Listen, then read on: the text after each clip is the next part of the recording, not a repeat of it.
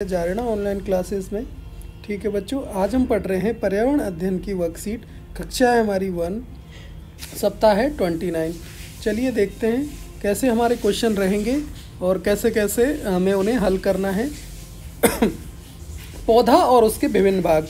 एक बच्चों पौधा होता है छोटा सा, उसके क्या क्या भाग होते हैं यहाँ हम देखेंगे।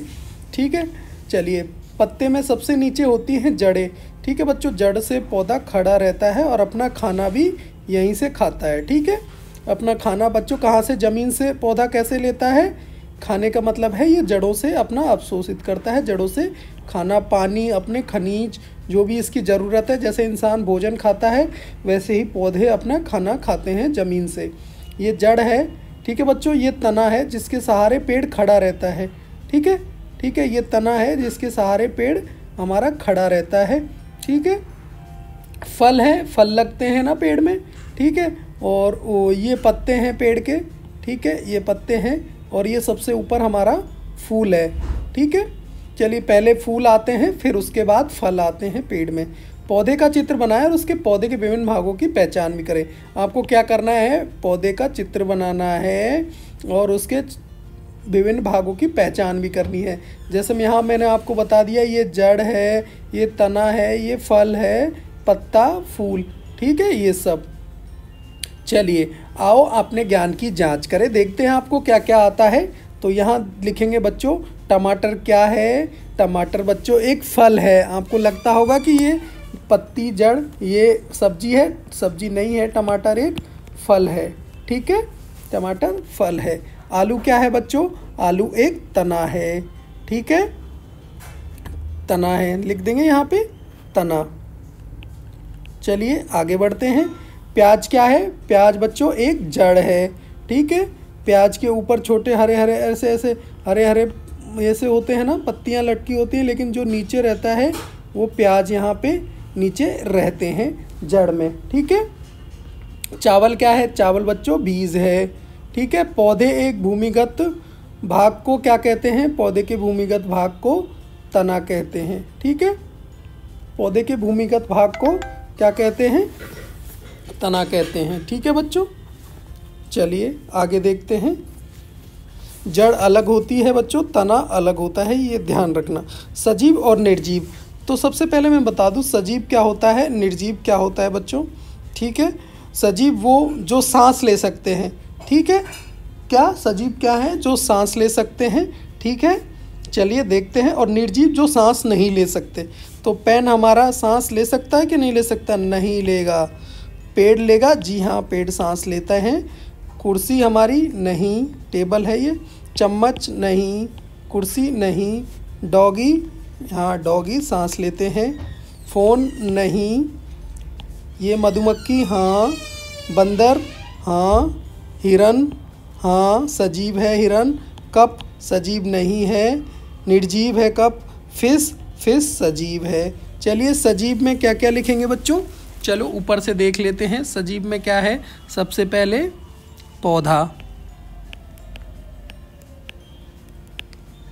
पौधा। ठीक है, उसके बाद क्या लिखेंगे बच्चों? निर्जीव में क्या क्या लिखेंगे? निर्जीव में आ जाएगा हमारा पेन,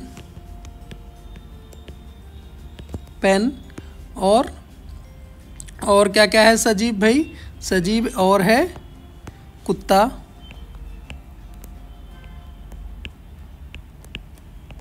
कुत्ता। और क्या है सजीव? मधुमक्खी,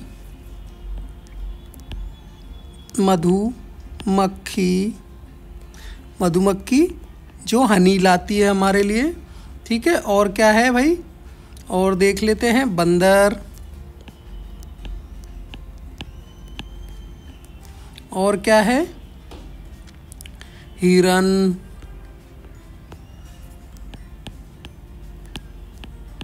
हिरन। और क्या है? मछली। ठीक है, ये हमारे सभी सजीव हैं, ताकि इनमें जान है, ये सांस लेते हैं। अब निर्जीव में लिखेंगे भाई, निर्जीव क्या क्या है? पेन हो गया, और क्या हो गया? टेबल हो गई, कुर्सी हमारी, निर्जीव है, ये सांस नहीं लेती है। ठीक है, चम्मच, चम्मच, ठीक है, और फोन, ठीक है, टेलीफोन,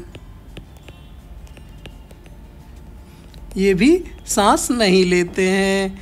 और क्या है हमारा, ये है कप, कप भी सांस नहीं लेता है। ठीक है बच्चों, तो आराम से ये आपने बता दिए सारे कि कौन सांस जो लेता है वो सजीव होगा और जो सांस नहीं लेता है वो निर्जीव होगा। ठीक है बच्चों, बहुत ही आसानी से समझ में आया ना आपको। ठीक है, चलिए आगे बढ़ते हैं। जीवन कौशल सप्ताह 29, संकेत भाषा के आधार।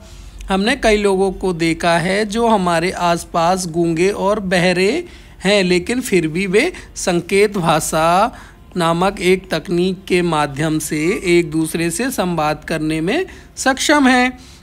हम सभी को संचार के अपने अपने तरीके के लिए सहानुभूति रखने और सम्मान करने के लिए इसके विषय में पता होना चाहिए। ठीक है, हम उन सब की इज्जत करनी चाहिए, उनकी रिस्पेक्ट करनी चाहिए, किसी का भी मजाक हमें नहीं उड़ाना चाहिए बच्चों। तो शिक्षकों और माता पिता के लिए छात्रों को अवधारणा में जागरूक हमें करना है। ठीक है, चलिए तो देखते हैं छात्रों के लिए गतिविधि। नमस्ते और धन्यवाद के लिए सांकेतिक भाषा में समझाइए। देखो बच्चों, मैंने आपके लिए यहाँ पे नमस्ते के लिए कितनी सारी भाषाएं लिख रखी है। ये देखो, ये 1 नंबर है, ये 2 नंबर है, ये 3 है, ये 4 है, ये 5 है, ये 6 है, ये 7, ये 8, ये 9, 10 और 11 तरीके हैं बच्चों धन्यवाद ये नमस्ते कहने के। ठीक है, ये नमस्ते के लिए है। किसी को नमस्ते कहना है तो आप उन 11 तरीकों में से किसी भी तरीके से आप बिना बोले उनको नमस्ते कर सकते हैं। ठीक है बच्चों, अभी आते हैं धन्यवाद पे। चलिए, धन्यवाद कैसे कर सकते हैं, तो ये देखिए, ये दूसरा तरीका, हमारे 2 तरीके हैं जिनसे हम किसी का धन्यवाद कर सकते हैं। ठीक है, देखिए आराम से, ये 2 तरीके हैं, एक ये रहा और एक ये रहा, इनसे हम इनका धन्यवाद कर सकते हैं। ठीक है बच्चों, तो आराम से ये वर्कशीट आपकी समझ में आ गई होगी ना। मैं उम्मीद करता हूँ आप सबको ये बहुत अच्छे से समझ में आ गया होगा। ठीक है, तो भाई जल्दी से पहले सब्सक्राइब के जो लाल बटन है उसको सब्सक्राइब कर दो, जिसको भी ये अच्छा लगा वीडियो और समझ में आ गया, नीचे सब्सक्राइब का बटन है और लाइक का जो थंब का बटन है अंगूठे का, उसको भी अप कर दो और घंटी के निशान को भी दबा दो, ताकि डेली आपके लिए इतने अच्छे अच्छे वीडियोज़ आते रहें। और मैंने समझाया ये आपको समझ में आ गया होगा। ठीक है बच्चों, चलिए, उम्मीद करता हूँ आपको अच्छे से समझ में आया होगा। धन्यवाद।